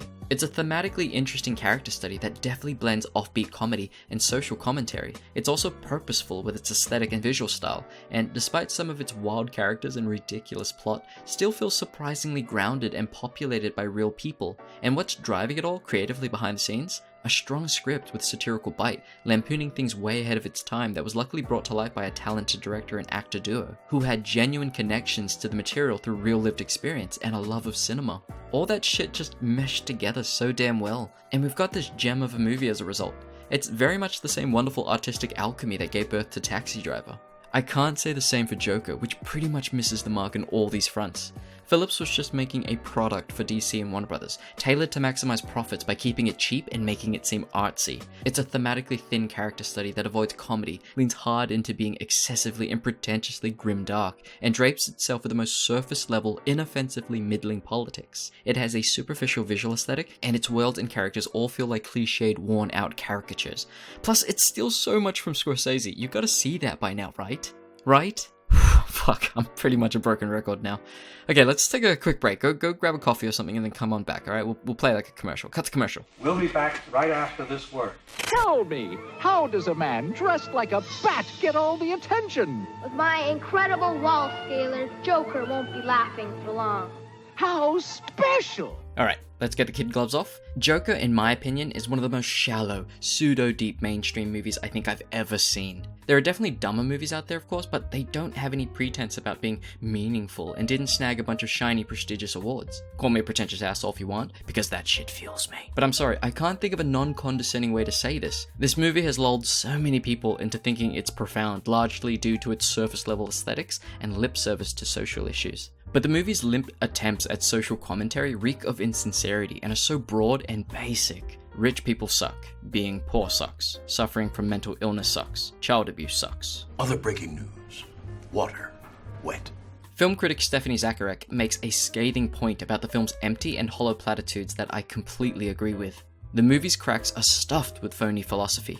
Joker is dark only in a stupidly adolescent way, but it wants us to think it's imparting subtle political or cultural wisdom. Just before one of his more violent tirades, Arthur muses, "Everybody just yells and screams at each other. Nobody's civil anymore." Who doesn't feel that way in our terrible modern times? But Arthur's observation is one of those truisms that's so true it just slides off the wall. A message that both the left and right can get behind and use for their own aims. It means nothing. I've been in this country for 50 years and I've never seen anything like it. What is this world about? Is it just me, or is it getting crazier out there? People are upset. They're struggling. These are tough times. The rich, Tommy's way. Don't diss them. It's one of the reasons why I'm considering a run for mayor. Gotham's lost its way. Whenever Phillips seems to be making some sort of pointed observation, they come across either disingenuous or overstated. For example, there's a little exchange later on during Murray's show that feels like Phillips using Arthur as a mouthpiece for his own complaints about the current state of comedy. No, you cannot joke about that. Yeah, that's not funny, Arthur. That's not the kind of humor we do on the show. Comedy is subjective, Murray. Isn't that what they say? All of you, the system that knows so much, you decide what's right or wrong. The same way that you decide what's funny or not. Joker so desperately wants to appear like it has wisdom and insight to impart that it even resorts to literally shouting at you. In his long and excellent essay, Joker and the Problems of Narrative Framing, film crit Hulk highlights Joker's handling of its child abuse subplot as a clear indicator of Phillips's inability and disinterest with actually engaging with its many subject matters. Film crit Hulk writes, "So when it goes into the big confrontation between Arthur and his mother, I had all those questions swirling in my head. How are they going to deal with this? How is the pain and heartbreak going to get covered? How is she going to justify herself? How is the movie going to deal with the subject matter at all?" Instead, Arthur just comes back and suffocates her immediately. And it really doesn't bring up the issue again. He's just free of it. By this point, you're probably getting a sense of the film's modus operandi. After taking great care to set up Arthur's struggles with the grim realities of his life, after wringing out all the sympathy it can, it just stops engaging them, because it has no real interest in exploring the topics, it only wants to use them. I mean, what else is there to say? That's just spot on. You know what, as a brief aside, let's just take a quick look back at our writer-director again. Todd Phillips was nominated for a Best Director Oscar. He also directed Road Trip, Old School, and the Hangover trilogy. He was nominated for a Best Adapted Screenplay Oscar. He's also written these hilarious homophobic and transphobic knee slappers. They are mature, actually. You just have to get to know them better. Paging Dr. Faggot! Dr. Faggot! You in Bangkok, sweetie. There's a reason they don't call them Bangkok. Oh! He also won the Golden Lion at the Venice Film Festival, while his acting credits include Foot Lover, Gangbang Guy, and Mr. Creepy. Hello. Yeah? I'm here for the gangbang? The film is crammed with inherently serious and potentially dramatic ideas and themes, but Phillips is so woefully ill-equipped to meaningfully engage with any of them. Phillips just doesn't seem to have any genuine interest in actually exploring Arthur's pain, his relationships, let alone the nuanced complexities of his marginalization. He just doesn't seem to give two shits about the ideas the film explores based on their flimsy explorations, and a lot of it falls apart under scrutiny and reflection. Phillips softens its edges in the exact right way to hide its danger, which means it has become the runaway Oscar movie it is precisely because it's a movie so bland and inoffensive to the toxic status quo as it currently exists. Which is the same reason Phillips' cynical humor is so damn popular too. It presents its malice so elegantly that many will never, not once, stop to really think about it. Phillips is an unremarkable storyteller in my opinion, armed with pretty mediocre and shallow storytelling instincts, but admittedly a clever business sense for what sells. It was a huge payday for him, despite detractors recognizing it as being the derivative and painfully superficial movie it is. These viewers, like myself, just felt that the movie had no bite and no deeper cognizant understanding of the issues it seemed to use as props to appear more grown up and mature from its more bombastic and cartoony comic book competition. Despite being packaged as countercultural, subversive, and original, really it's just a sheep in wolf's clothing. It's narratively predictable, thematically safe, IP and money-driven studio filmmaking. There's nothing edgy or challenging or punk rock here. It's all pretty safe, on-the-fence, mass-appealing choices in terms of its narrative and politics. It's honestly toothless, despite Phillips' self-congratulatory back-patting. And I'll warn you, it's fucking bonkers. It's, I had another actor who I've worked with before call me up and goes, what is all this thing about inspiring awful incidents, this movie inspiring awful incidents, because the only thing this is going to inspire is a future generation of filmmakers, and I thought that was really nice too. This guy dated Paris Hilton, but apparently loves the celebrity-skewering satire The King of Comedy. This guy's net worth is a whopping $200 million, but he wants to depict lower-class struggles, to explore the hardships faced by the impoverished and marginalized. You really think his white, cis-hetero, rich-ass Hollywood perspective genuinely helped shine a sincere light on society's complex systemic failings with the mentally ill and disabled?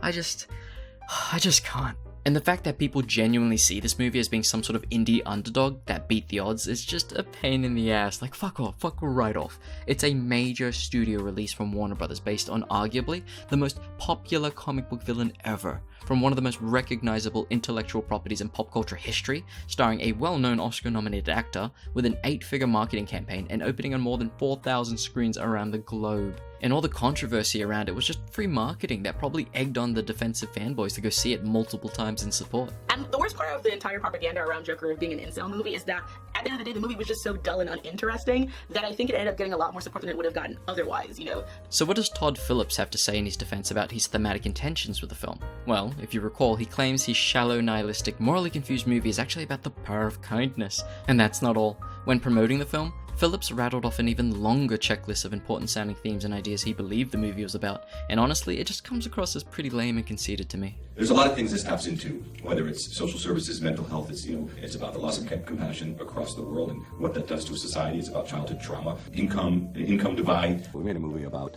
childhood trauma and the loss of compassion and lack of love in a person's life and what that might do. Childhood trauma, it's about lack of love, it's about the sort of loss of empathy in society. A lot of noble buzzwords, but come on, just look at the film.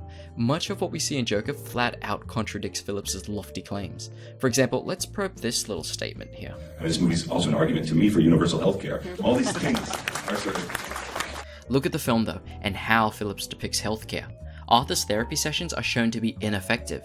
The social worker is visibly distant, uninterested, and unfriendly. Arthur flat out even criticizes her and notes his dissatisfaction with their seemingly pointless weekly sessions. You don't listen, do you? I don't think you ever really hear me. You just ask the same questions every week, but you don't listen anyway. In the script, when the social worker tells him there have been funding cuts that will end their sessions, Arthur doesn't give a shit. It's explicitly spelled out here. This is the last time we'll be meeting. Arthur nods, not hating the idea. And visually, the service is presented as so unappealing. It's a dark, drab, messy little space Arthur is forced to be in. And later, Phillips frames Arthur getting cut off from his medication as something that is possibly giving him more clarity and more confidence. I feel good. I stopped taking my medication. I feel a lot better now. Okay. So therapy is useless, and the medication was actually holding him back from reaching his true potential, to blossom into the more vocal, admired, and happier person he becomes at the film's end. Okay, whatever you say, Todd. Phoenix's Joker seems more organized in thought and appearance, the more distant from treatment and the more violent he becomes. And even worse are his claims that the film is about the power of kindness. Like, we've already been through this. The film's narrative and framing is an ugly, resounding argument against being kind. All of the kindness and grace that Arthur shows others is met with cruel indifference and punishment. His kindness is almost framed as a weakness, a source of his impotency and isolation. Everyone else is cutthroat and ruthless, so of course he'd be stepped on and taken advantage of. Even all the kindness and care he gives his mother is twisted to feel undeserved after we learn that Penny didn't protect young Arthur from the severe abuse he received. With that revelation, every loving act of kindness Penny received from Arthur is now a cruel fucking joke. And even Gary, who Arthur spares for being a kind coworker, is now utterly fucking scarred and traumatized. Don't look.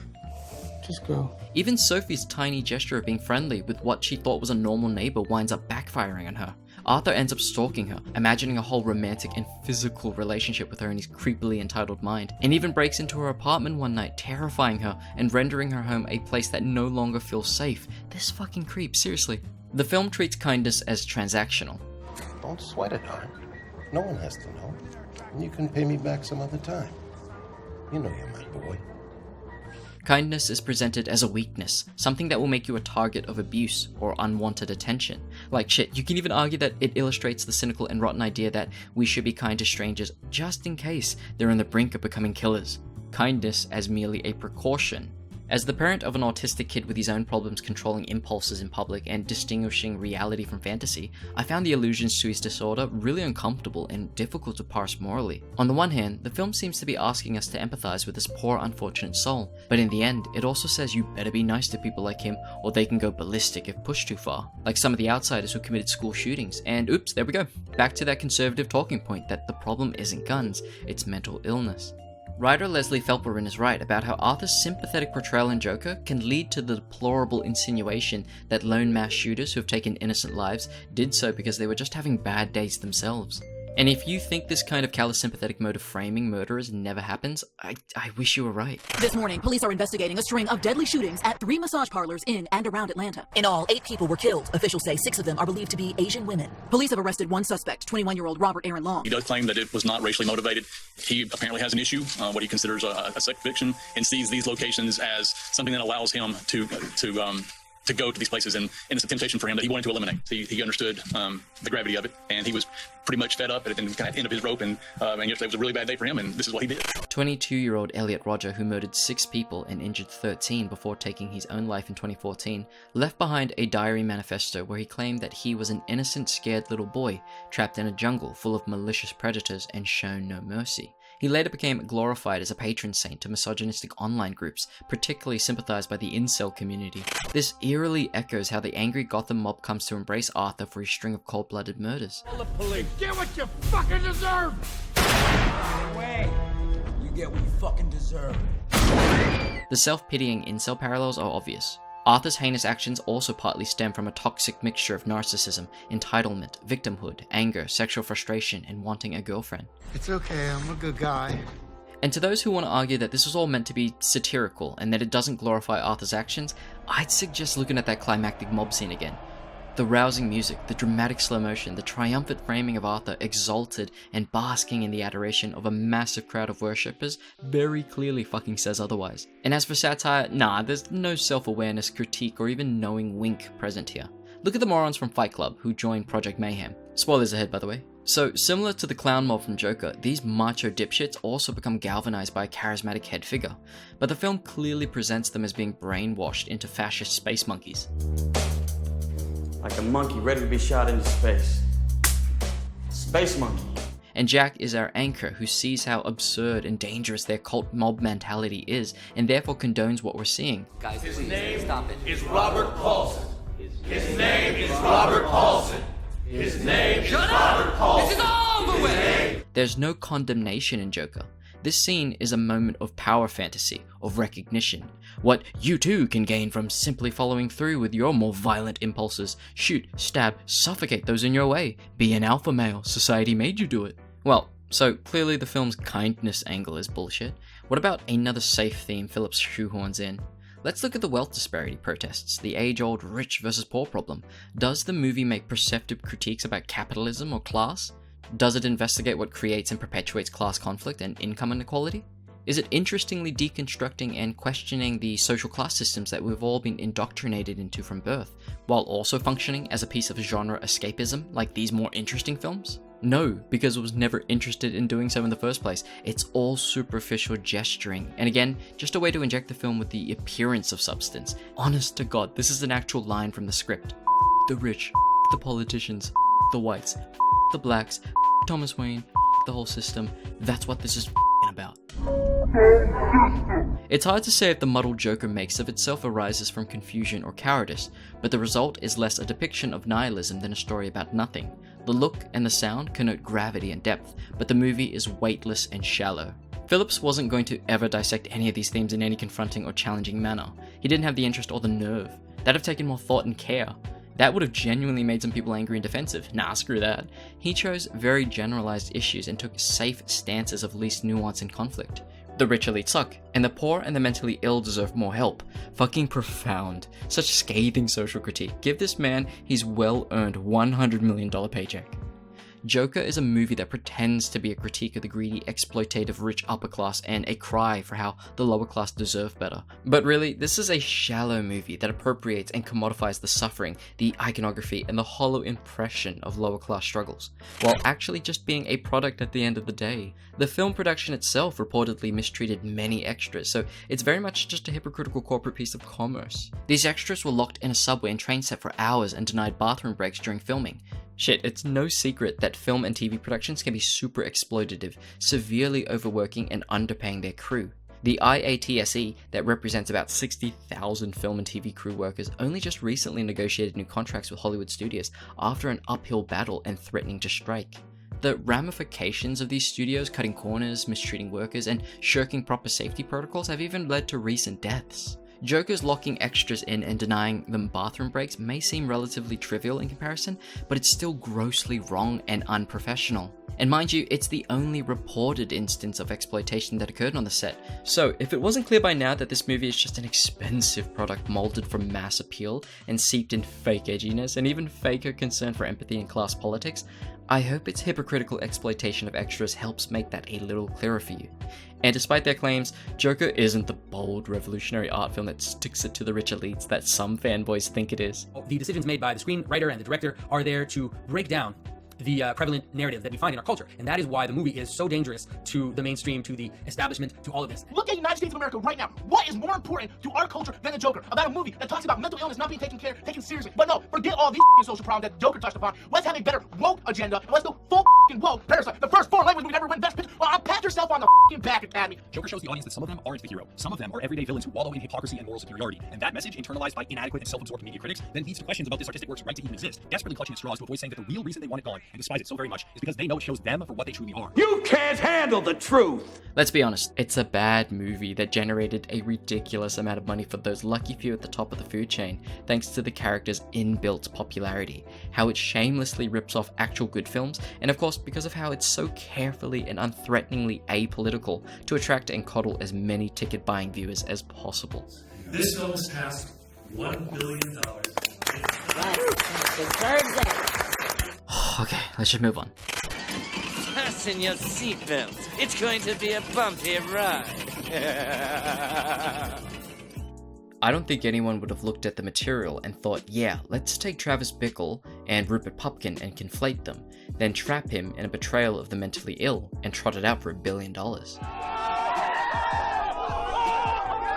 A Betrayal of the Mentally Ill pretty aptly describes how some medical experts have judged Phillips's characterization of Arthur as being careless and harmfully regressive. When asked to address the depiction of mental illness in Joker, Doctors Annabelle Driscoll and Mina Hussain remarked that one of the more toxic ideas that Joker subscribes to is the hackneyed association between serious mental illness and extreme violence. The notion that mental deterioration necessarily leads to violence against others, implied by the juxtaposition of Phoenix's character Arthur stopping his medication with these increasingly frequent acts of violence, is not only misinformed, but further amplifies stigma and fear. Studies show this association is exaggerated, and people with severe mental illness are more vulnerable to violence from others than the general population. Interesting then, that Joker's earnest attempt to create an empathetic character with mental illness contributes to the very prejudice that Arthur longs to evade. When asked about the portrayal of Arthur's condition in the film and what he and Silver's research involved, Phillips admitted to wanting to keep Arthur's afflictions non-specific. In short, they didn't do much research. On occasion, he'd flaccidly explain that this was because he didn't want Joaquin to get bogged down in the specifics of Arthur's condition while preparing for the role, and that he and Silver also didn't want to assign medical labels while writing. Questions about mental illness. You felt that you really humanized mental illness, and what was your research process in exploring that part of the film? Well, we really carefully don't really put a label on what Arthur has outside of extreme narcissism, which I think you can just tell. So we don't really label what it is. So the research we did, we never wanted to get too specific, and not because we were afraid to get specific, but because even for Joaquin, I didn't want to say, well, he's this and he's that and he's these things, because Joaquin sort of likes to interpret everything in his own way. So I think it would actually be a negative thing to present to him what it is. So again, he and Silver didn't do much research into mental illness when they developed the script. I guess they instead chose to draw on their own non-professional knowledge, which was already likely colored by other problematic past media representations. How the fuck do I know? Why does anybody do anything? This isn't just lazy, it's fucking incompetent. The two of them just didn't bother. If they had actually cared about better representing marginalized communities and depicting mental illness with authenticity and sensitivity, then they'd have done the research or consulted some experts, but they didn't because they don't give a shit. And it's ridiculous that he's actually trying to convince us that doing little to no research was actually the best way to go about writing the film because they didn't want to inundate their lead actor with too many facts. Most people who are mentally ill are not terrorists or killers, yet when looking for the inspiration for bringing Joker to life, Joaquin Phoenix wrote a book about political assassinations. He told Variety, I wanted the freedom to create something that wasn't identifiable, and we want to have the room to create what we want. It can't be a film about highlighting mental illness when it isn't concerned about doing any of the exploration on mental illness, doing the work, trying to make it authentic. It's interested in the aesthetic of what it means to be mentally ill to create a dark nihilistic character, which I think right now is not just not interesting, but also somewhat irresponsible. Despite the impression Joker may give, violence related to mental illness is vanishingly rare. In fact, a person is about 15 times more likely to be struck by lightning in a given year than to be killed by a stranger with chronic psychosis. I was struck by lightning 7 times. Once I was walking my dog down the road. And mass shootings by people with serious mental illness represents less than 1% of gun-related homicides. Despite these facts, beliefs that people with mental illnesses are inherently violent persist. This is because we tend to reject the truth and accept these negative stereotypes, which are notoriously difficult to dispel. They are constantly reinforced by inaccurate and stigmatizing media representations of people with mental illnesses, and can, in turn, be weaponized for political expediency. So even though the film is reinforcing dangerous and insulting misconceptions about people with mental illnesses as being inherently violent, this hasn't stopped ignorant praise to be lauded on the film and on Phillips.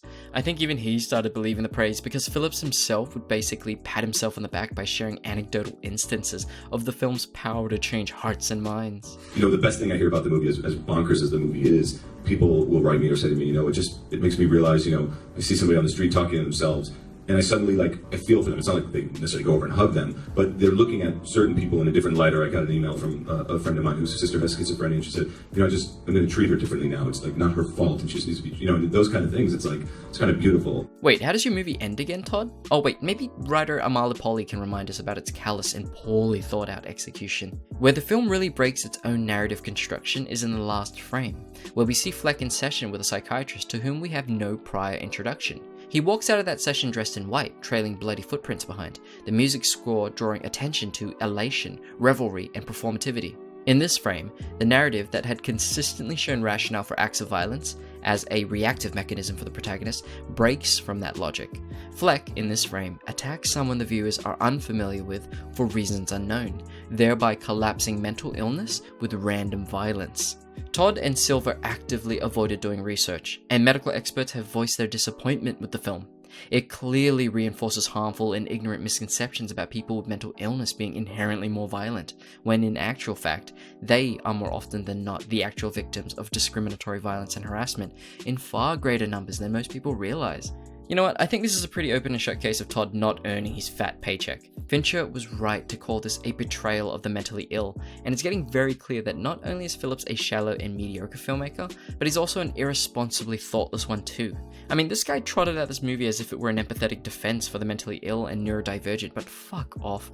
All it does is reinforce harmful and ignorant stereotypes that continue to dehumanize and alienate that exact group of misrepresented and often ostracized people. Now, who else does this movie screw over again? Oh, that's right. Alright, who are the black women who appear in Joker? In order of appearance, we've got the social worker, the mother on the bus, Sophie, and the psychiatrist. When examined as a collective, the way these black women feature in the story and their interactions with Arthur highlight some notable issues of poor and problematic representation. Writer Tambi Obenson notes that while these black women are thankfully not portrayed as typical stereotypes or historically stock characters like maids, mammies, sex workers, they still, however, exhibit a uniformity that creates a disturbing sense that they're being used in service of another kind of cliché. Compounding this problem is how none of the characters are named. While Zazie Beetz' character is named Sophie in the credits, it's never once mentioned in the 2-hour running time. This is Arthur. This is Penny. This is Thomas. This is Bruce. This is Alfred. This is Randall. This is Gary. This is Hoyt. This is Jean. These are detectives Burke and Garrity. She has no name. She has no name. She has no name. He has no name. He has no name. And she has no name. You get the point.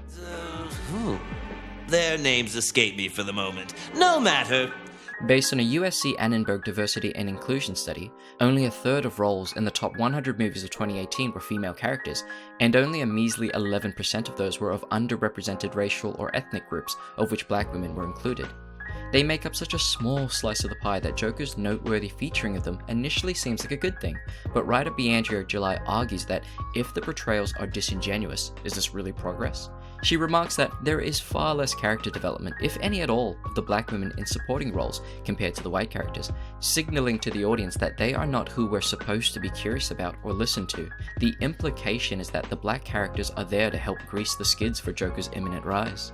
Writer Constant Gibbs views Joker as one of those movies that tries to fill in the gaps of their lack of representation by putting people of color in supporting and background roles to say they tried. It's an understandable take. There's not even a single black person in the sea of white faces that make up the main crew and producers on this film. Gibbs' take is also hard to disagree with when looking at how thinly written and sidelined the black female characters are. Even Sophie, the most prominent black woman in the film, is so underserved as a character. Gibbs remarks that in 2 hours we learn nothing about her except she's Arthur's neighbor and she has a daughter. We can't even be sure of her fate. Much like film crit Hulk's criticism of Phillips abruptly dropping the child abuse plot thread without any real introspection, Sophie is also similarly dropped from the film as soon as she facilitates the cheap, predictable twist. We don't see Arthur processing this realization that his grasp on reality is broken in any meaningful way, and we're definitely not given an answer as to what happens to Sophie and her child. Writer Zeba Blay criticizes the ambiguity of Sophie's fate as being, in a sense, largely emblematic of the ambiguity with which this film tackles gender and race, especially since Sophie stood out in contrast to the other black women in the film, who seem to just play roles of alienating authority in Arthur's everyday life. In the script, Sophie is unharmed by Arthur. He actually leaves her with some money and a note, which just again feels like another derivative echo of Taxi Driver, when Travis leaves money and a note for Iris.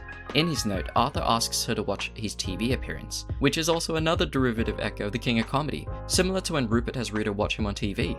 From my understanding, shots of Sophie watching Arthur on TV from home were filmed, but Phillips decided to cut them from the final film to maintain that first-person Arthur-only perspective.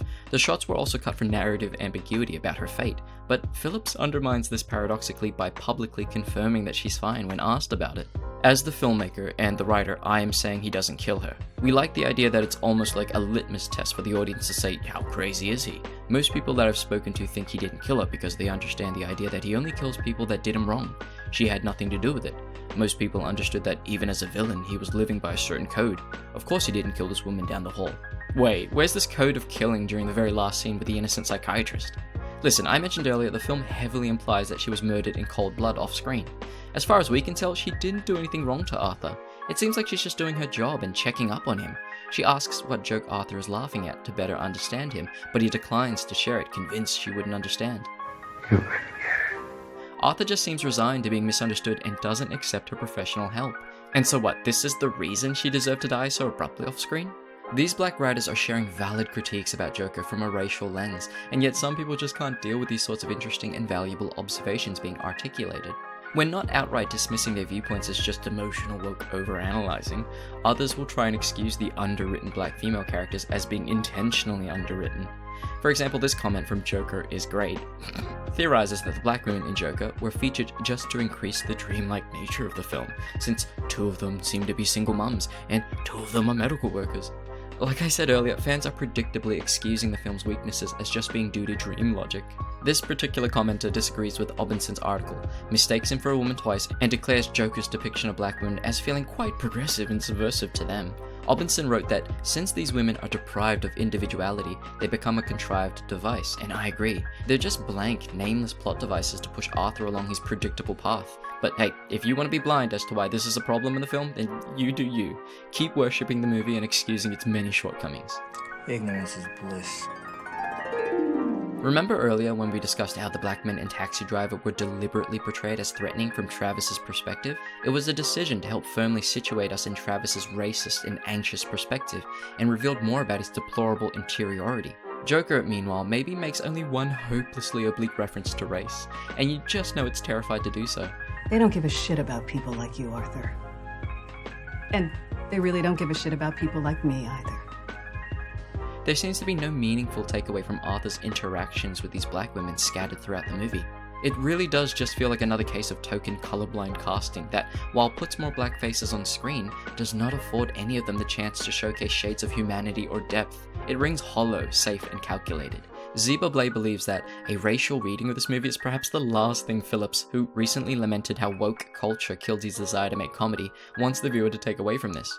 But you can't really have a discussion about class without having a discussion somewhere in there about race. I doubt Phillips was trying to make any sort of intentional commentary with his placement of black women in positions of antagonizing authority or elusive romantic obsessions, but that's what makes these characters, arbitrary as they seem, so important. The grand finale! The zenith of my career! Conclusion, finally. Now, I know I've given Phillips in his movie a lot of shit, but you know what? Despite all that, I have to admit that it's an interesting movie. Even if what makes it interesting to me is the fact that it's a mess. A pretty looking, pseudo-artsy, shallow and offensive mess.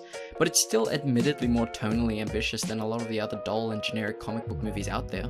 It's also not an example of a studio-compromised train wreck like some of these Doom productions. And it isn't the only comic book property guilty of terribly engaging with politics and social issues. And it certainly isn't the first aesthetically superficial comic book film that fanboys have passionately embraced as an example of mature, textured storytelling.